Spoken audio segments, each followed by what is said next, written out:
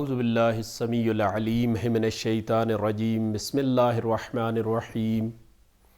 الحمدللہ رب العالمین والعاقبۃ للمتقین والصلاة والسلام علی سید الاشرف الانبیاء والمرسلین وعلی آلہ الطیبین الطاہرین المعصومین المنتجبین المنتخبین اما بعد فقد قال اللہ تعالی فقد قال امیر المؤمنین علی بن ابی طالب علیہ الصلاۃ والسلام فی نہج البلاغہ یا جابر قوام الدین والدنیا باربع عالم مستعمل علمہ وجاہل لا یستنکف ان یتعلم۔ ریسپیکٹڈ مومنین و مومنات، السلام علیکم ورحمۃ اللہ وبرکاتہ۔ شہر رمضان المبارک جو آدھے سے زیادہ ہم سے جدا ہو چکا، اور پروردگار عالم سے دعا ہے کہ مالک ہمارے صغیرہ و کبیرہ گناہوں کو معاف کرے اور ہماری خطاؤں سے درگزر فرمائے، اور پروردگار ہمیں ماہ رمضان المبارک کے روزے رکھنے، عبادات کرنے اور شب قدر کی راتوں کو اعمال بجا لانے اور اپنے عزیز و اقارب اور مرحومین و مرحومات کو دعاؤں میں یاد رکھنے کی توفیق عطا فرمائے۔ مومنین، مقصد صرف یہ نہیں ہے کہ ٹائم کا گزارنا یا رسم و رواج کے مطابق ایک درس بیان کرنا، بلکہ مقصد یہ ہے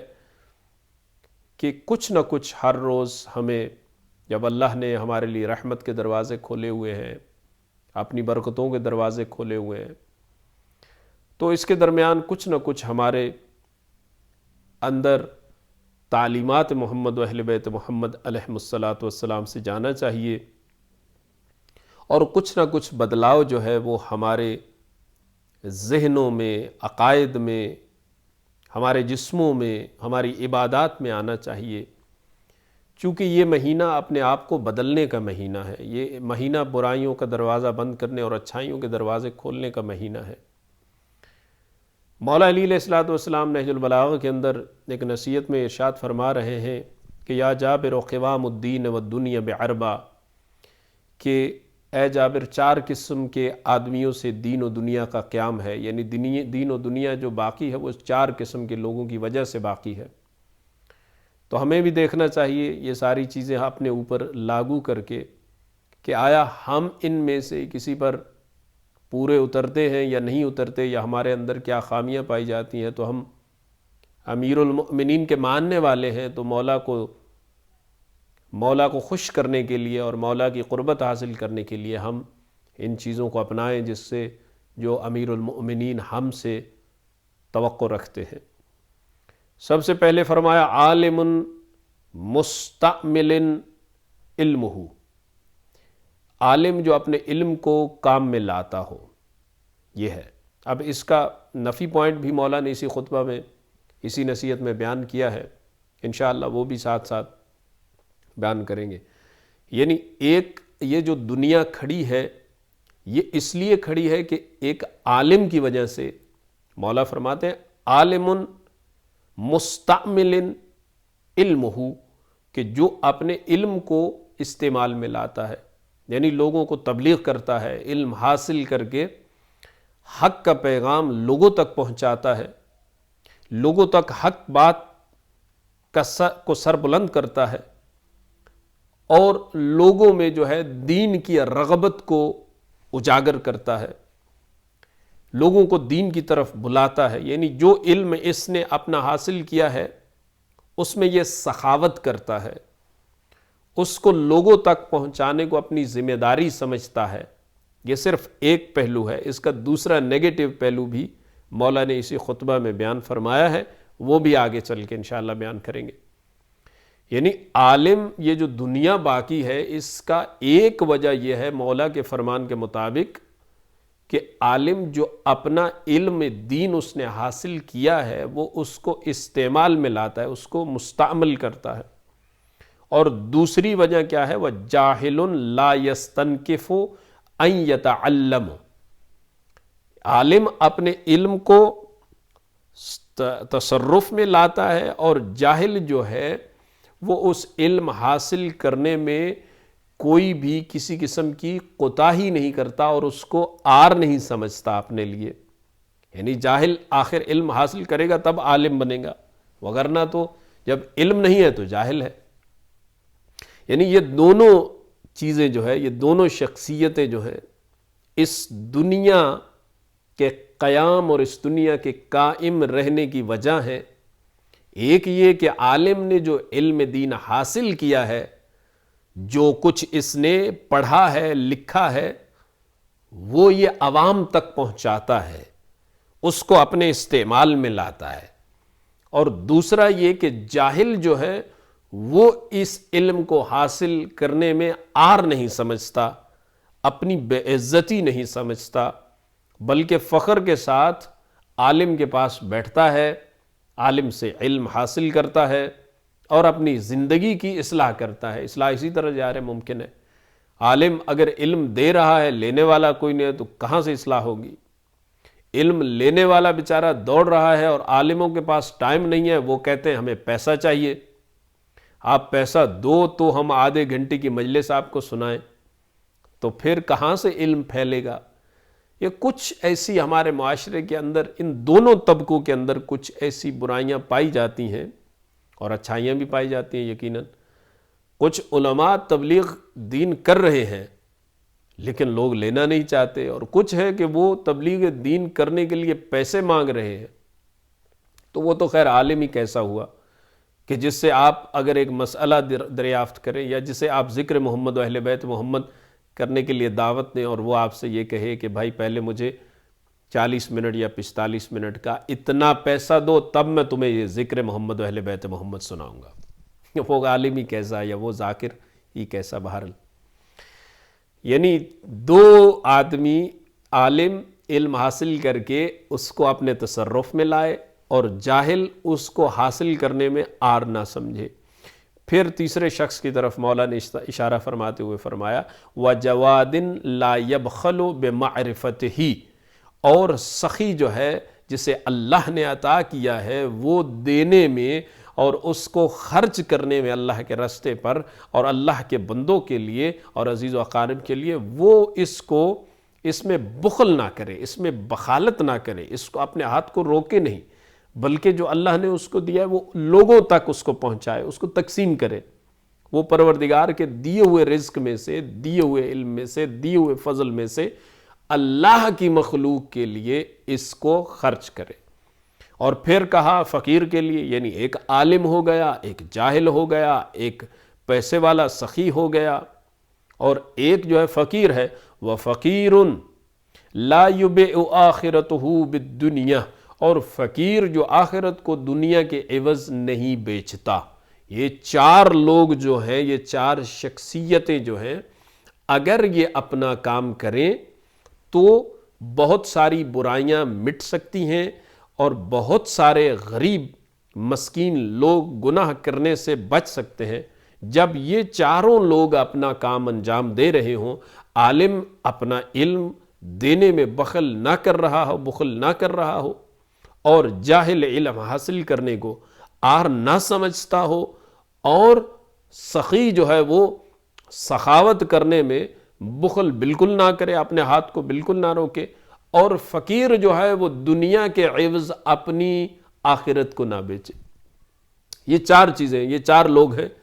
ان کی وجہ سے یہ دنیا کا قیام باقی ہے، یہ دنیا کھڑی ہے۔ مولا علی علیہ السلام فرمایا۔ ہاں اب یہ ہے کہ یہ چار لوگ اگر کام یہ کرتے ہیں تو معاشرہ بھی سدھر جاتا ہے، گھریلو خاندان بھی سدھر جاتے ہیں، اور قوم بھی سدھر جاتی ہے، بلکہ اس سے ملک و ملک بھی سدھر جائیں گے، اور اللہ سبحانہ و تعالیٰ کی رحمتیں بھی ان کی شامل ہو جاتی ہیں۔ لیکن اگر یہ چاروں لوگ یہ چار کام نہیں کرتے تو پھر کیا ہوتا ہے؟ یہ بھی اس خطبے کا ایک جزو ہے کہ اگر یہ چاروں لوگ عالم، پیسے والا، سیٹھ صاحب اور فقیر اور جاہل، یہ اگر چار کام کرتے ہیں تو اس سے تو سدھار آتا ہے، اس سے تو اللہ کی بارگاہ میں ان کا مقام بڑھ جاتا ہے۔ لیکن اگر یہ چاروں کام نہیں کرتے تو پھر کیا ہوتا ہے؟ یہ ملاحظہ کیجئے مولا علی علیہ السلام کی کلام۔ مولا فرماتے ہیں فَإِذَا زَيَّعَ الْعَالِمُ عِلْمُهُ اسْتَنْكَفَ الْجَاهِلُ، ان یتعلم، یعنی اگر ایک عالم اپنے علم کو برباد کر دے گا، ایک عالم اپنے علم کو ضائع کر دے گا، تو اس کا نتیجہ کیا ہوگا؟ تو جاہل اس کے سیکھنے میں عار سمجھے گا۔ یہ اس کا نیگیٹو پوائنٹ ہے۔ جس وقت عالم اپنا علم دینے میں اور سکھانے میں اس اپنے علم کو برباد کر دے گا، خراب کر دے گا اور نہیں کرے گا، تو کیا ہوگا کہ ایک جاہل جو ہے وہ اس علم کو سیکھنے میں پھر اپنی عار سمجھے گا۔ یعنی اگر خلوص ہے، خلوص نیت سے سب کچھ کر رہے ہیں اور صحیح معنوں میں کر رہے ہیں، تو اس کا اجر بھی مل رہا ہے اور اس کا اثر بھی ہو رہا ہے۔ لیکن پھر مولا نے فرمایا کہ وَإِذَا بَخِلَ الْغَنِي بِمَعْرُوفِهِ باع الفقیر آخرتہ بالدنیا، اگر ایک غنی آدمی، ایک پیسے والا آدمی، وہ اپنے ہاتھ کو بند کر لے گا، وہ بخیل بن جائے گا، وہ کنجوس بن جائے گا، تو اس کا اثر کیا ہوگا کہ فقیر آدمی جو ہے، وہ غریب آدمی، وہ دنیا کے بدلے اپنا دین بیچنا شروع کر دے گا۔ ظاہر ہے جب مستحق تک اس کا حق نہیں پہنچے گا تو وہ مجبور ہو جائے گا، اور جب وہ مجبور ہوگا تو وہ کچھ بھی کرے گا۔ یعنی اسی لیے تو اب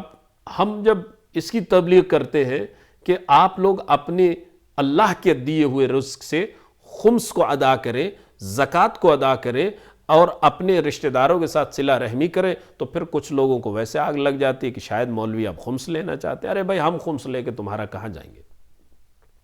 لیکن خمس دینے سے معاشرے میں کتنا سدھار آئے گا۔ اللہ نے اگر آپ کو رزق دیا، خمس تو چلو واجب ہے، زکوٰۃ تو آپ پہ واجب ہے، وہ تو آپ کو دینی ہی دینی ہے، لیکن اگر ایک انسان کو اللہ نے رزق عطا کیا ہے اور وہ اس عطا کردہ رزق میں سے اللہ کے غریب بندوں کی مدد کے لیے کھڑا ہو جاتا ہے اور خود بھی تعین کر لیتا ہے کہ میں نے خمس تو دے دیا، اب مجھے اللہ نے اتنا کثیر تعداد میں رزق عطا کیا ہے، تو اس میں سے میں نے ایک جزو جو ہے وہ مستحقین کے لیے اپنی طرف سے بھی رکھنا ہے، اپنے رشتہ داروں کے لیے رکھنا ہے، اپنے نادار لوگوں کے لیے رکھنا ہے، اپنے فقیہ بھائیوں کے لیے رکھنا ہے، اپنے مؤمن بھائیوں کے لیے اور بہنوں کے لیے رکھنا ہے۔ تو یقین مانے کہ معاشرے میں برائی ہوگی نہیں۔ جب ایک انسان کو گھر بیٹھے، اگر وہ نادار ہے، غریب ہے، فقیر ہے، کچھ کر نہیں سکتا، بیمار ہے، اور اسے گھر بیٹھے اس کا حق مل جائے آپ کی خمس کے ذریعے سے، آپ کی زکوٰۃ کے ذریعے سے، آپ کے عطیات کے ذریعے سے، تو وہ آدمی گناہ کی طرف کیوں جائے گا؟ انسان گناہ کی طرف، برائیوں کی طرف اسی وقت جاتا ہے کہ جب وہ محرومیوں کا شکار ہو جاتا ہے۔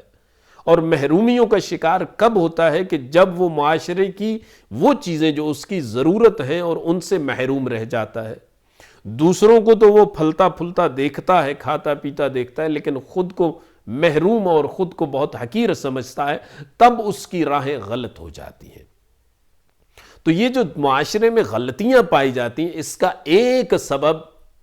معافی مانگ کے یہ کہتا ہوں کہ ہمارے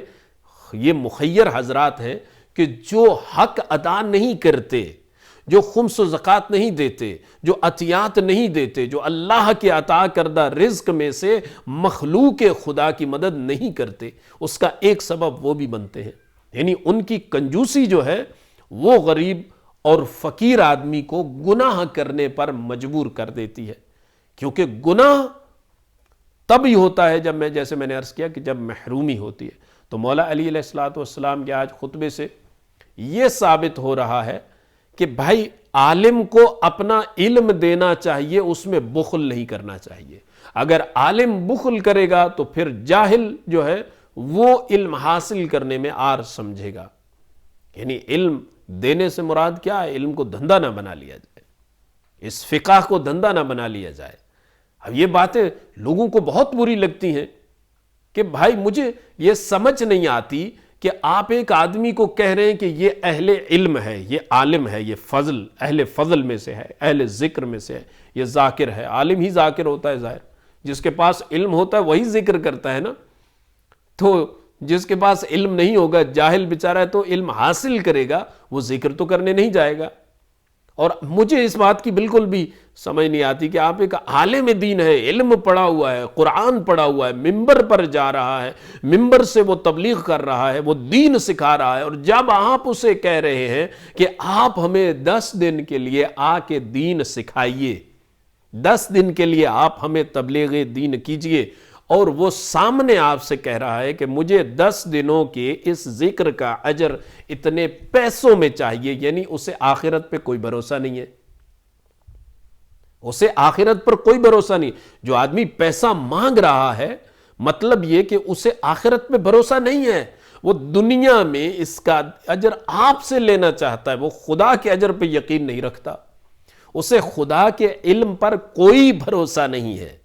اگر اسے خدا کے علم پر بھروسہ ہو اور خدا کے فضل پر بھروسہ ہو کہ ہر کہ جزا اور سزا کا مالک جو ہے اصلی وہ خداوند متعال کی ذات ہے، تو یقیناً یہ انسان کبھی بھی انسانوں سے اس کا اجر طلب نہیں کرے گا۔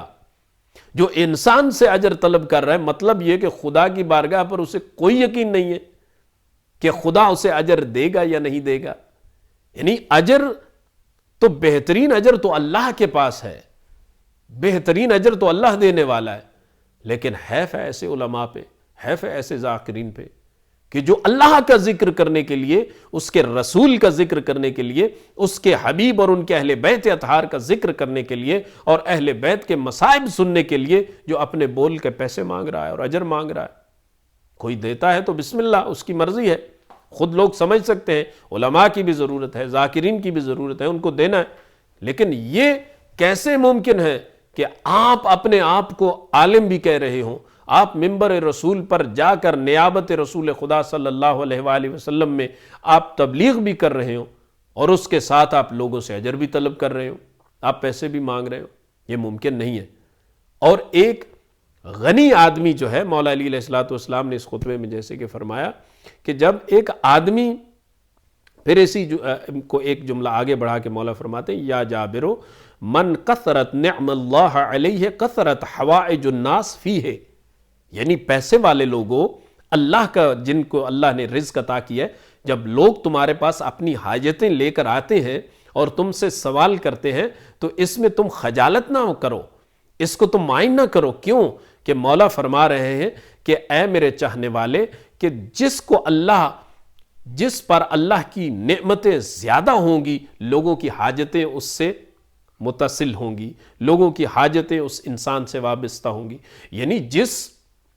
جب بارش جس گھر پہ برس رہی ہو، رحمتیں جس گھر سے برس رہی ہوں، تو اسی گھر میں کوئی لینے جائے گا۔ یعنی وہی گھر رحمت والا ہے، وہی گھر برکت والا ہے، وہی گھر کرم والا ہے کہ جس کے سامنے لوگ جاتے ہیں اپنی حاجتیں لے کر اور بڑی امیدیں لگا کر جاتے ہیں کہ اللہ نے اس کو عطا کیا ہے اور یہ ہماری امیدوں کو پورا کرے گا۔ لیکن وہ انسان اگر خجالت کر رہا ہے اور وہ بخالت کر رہا ہے اور وہ ان سے مائنڈ کر رہا ہے، تو یہ اس کی غلطی ہے، چونکہ اللہ نے اسے رزق دیا ہے۔ لوگوں کی حاجتیں، مولا فرماتے ہیں جابر، لوگوں کی حاجتیں ان سے ہی وابستہ ہوتی ہیں کہ جن کو اللہ نے رزق دیا ہوتا ہے۔ اور پھر مولا فرماتے ہیں فَمَنْ قَامَ لِلَّهِ فِيهَا بِمَا يَجِبُ أَرْضَهَا لِلدَّوَامِ وَالْبَقَاءِ وَمَنْ لَمْ يُقِمْ فِيهَا بِمَا يَجِبُ أَرْضَهَا لِلزَّوَالِ وَالْفَنَاءِ۔ بڑی پیاری بات ہے کہ جسے اللہ نے رزق عطا کیا ہے، لوگوں کی حاجتیں مولا فرماتے ہیں اس سے متصل ہوتی ہیں۔ اور پھر مولا فرماتے ہیں کہ لہذا جو شخص ان نعمتوں پر عائد ہونے والے حقوق کو اللہ کی خاطر ادا کرے گا، اللہ کی خاطر ان کو دے گا، وہ ان کے لیے دوام و پیشگی کا سامان کرے گا، اور جو ان واجب حقوق کے ادا کرنے کے لیے کھڑا نہیں ہوگا، انہیں فنا و بربادی کے زد پر لے آئے گا۔ یعنی یہ رزق، اس کا لب لباب یہ ہے کہ یہ رزق اللہ نے عطا کیا ہے، علم اللہ نے عطا کیا ہے، اگر یہ اس کے فرمان کے مطابق آپ اس کو استعمال کریں گے تو خداوند تعالیٰ آپ کی دنیا اور آخرت دونوں کو سنوار دے گا۔ اور اگر اس رزق کو اور اس علم کو آپ اللہ کے فرمان کے مخالف استعمال کریں گے تو یہی علم آپ کے لیے عذاب بن جائے گا، یہی رزق آپ کے لیے عذاب بن جائے گا۔ اگر اللہ کا دیا ہوا مال کے لیے آپ لوگوں کے لیے دروازے کھول دیتے ہیں تو پروردگار عالم آپ کے لیے اپنی رحمت کے دروازے کھول دے گا، اور اگر آپ اس کو بند کرتے ہیں تو اللہ آپ پر اپنے دروازے بند کر دے گا۔ والسلام علیکم ورحمۃ اللہ وبرکاتہ۔